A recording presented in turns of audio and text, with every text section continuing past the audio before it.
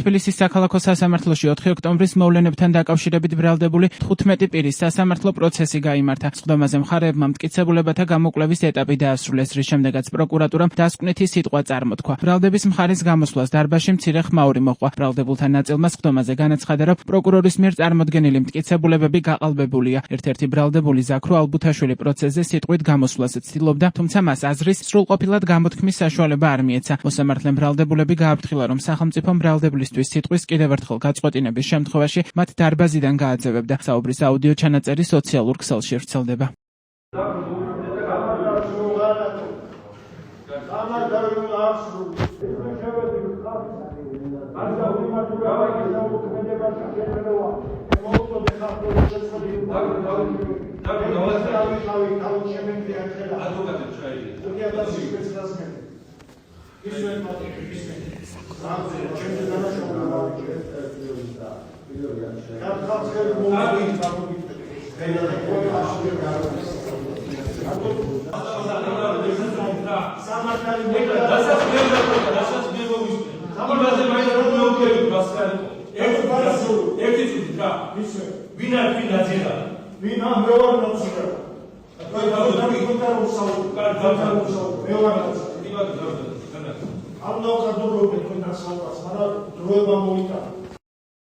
მომდევნო პროცესი 22 მაისს ჩაინიშნა, სადაც დასკვნით სიტყვას დაცვის მხარე იტყვის. ამის შემდეგ კი საბოლოო სიტყვის უფლებით ბრალდებულები ისარგებლებენ. ამ საქმეზე 15 პირიდან 14-ს ორგანიზებულ ჯგუფურ ძალადობაში მონაწილეობასა და ჯგუფურად სტრატეგიული და განსაკუთრებული მნიშვნელობის ობიექტის ხელში ჩაგდების მცდელობას ედავებიან. ია დარახველიძეს კი მხოლოდ ორგანიზებულ ჯგუფურ ძალადობაში მონაწილეობას. ბრალდებულთაგან 3 გიორგი ჩახუნაშვილი, ია დარახველიძე და ევა შაშიაშვილი გირაოს სანაცვლოდ გათავისუფლებულები არიან.